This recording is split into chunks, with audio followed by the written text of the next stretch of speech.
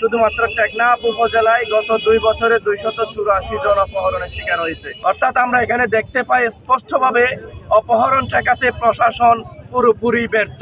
সর্বশেষ একটা অপশনে আমরা দেখতে পাই, তা হলো বান্দরবানের মতো টেকনাফের পাহাড়ে অস্থায়ী সেনাঘাঁটি।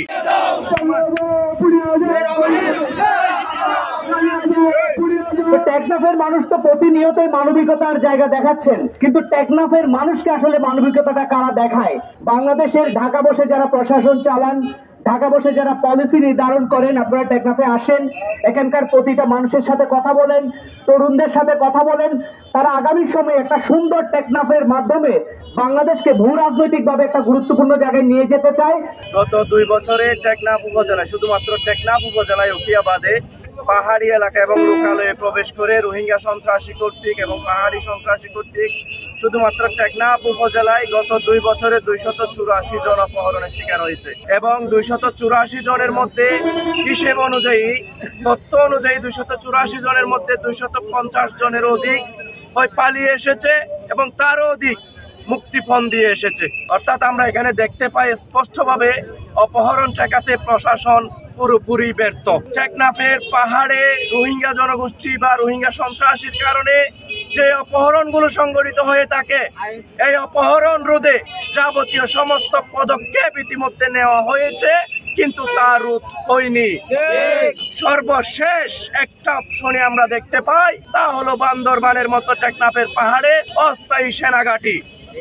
অপহরণ রোধে অস্থায়ী সেনাঘাঁটি যতদিন পর্যন্ত টেকনাফের পাহাড়ে করা হবে না, ততদিন পর্যন্ত টেকনাফ থেকে অপহরণ রোধ হবে না। আমরা প্রশাসনকে কড়াভাবে বলতে চাই, আপনারা যদি আপনাদের দায়িত্ব পালনে যদি আপনাদের মনে হয় যে আপনারা পারবেন না, তাহলে আপনারা দয়া করে আপনাদের পথটা ছেড়ে দিন, আমাদেরকে খালি করে দিন। আর যদি আপনারা আমাদের দাবি যদি মেনে না নেন, তাহলে আমরা রাস্তায় আসতে বাধ্য হবো। আপনারা কোনো রোহিঙ্গাদেরকে সার্ভিস দিতে পারবেন না, এমনকি কোনো গাড়ি রাস্তায় চলাচল করতে পারবে না। যখন আমরা শাটডাউন দিয়ে দেবো, যখন আমরা ব্লক দিয়ে দেবো, তাহলে বলতে পারবেন না ওকে টেকনাফের মানুষ সন্ত্রাস। সেদিন আমরা যখন আন্দোলন করছিলাম, থানার পুলিশ গেছিল আমাদেরকে উচ্ছৃঙ্খল না করার জন্য। আমরা কি উচ্ছৃঙ্খলকারী? আমরা উচ্ছৃঙ্খলকারীদের বিরুদ্ধে প্রতিবাদ করি, আমরা উচ্ছৃঙ্খলকারীদের কথা তাদেরকে জানাই। বিভিন্নভাবে প্রশাসনকে অবগত করার পরেও প্রশাসন আমাদের পক্ষে এসে এখনো পর্যন্ত কোনো কাজ করে নাই। তাহলে তারা টেকনাফে আসে কি জন্য? ঢাকার পাহাড় করার জন্য? তারা কালো টাকার পাহাড় অপরাধীদের সাথে হাত মিলিয়ে কোটি কোটি লক্ষ লক্ষ টাকা ইনকাম করে টেকনাফ থেকে চলে যাওয়ার ধান্দায় আসে। তাদের মধ্যে কোনো দেশ প্রেম নাই, তাদের মধ্যে দেশের জন্য কোনো প্রকার অনুভূতি নাই। তারা টেকনাফে আসে, টেকনাফ সীমান্ত এলাকা, এমনকি আপনারা যদি তথ্য নেন, আমাদের বাড়ির পাশে যে রোহিঙ্গা গুলো আছে তারা বলে বিজেপি আমাদেরকে টাকাকেই এইখানে এনেছে। তাহলে আপনারা বর্ডার যদি পাহারা দিতে না পারেন, আপনারা কেন সীমান্তই থাকেন? আপনাদের চাকরি করার কোনো দরকার নাই। আমরা আপনাদের মতো প্রশাসন চাই না।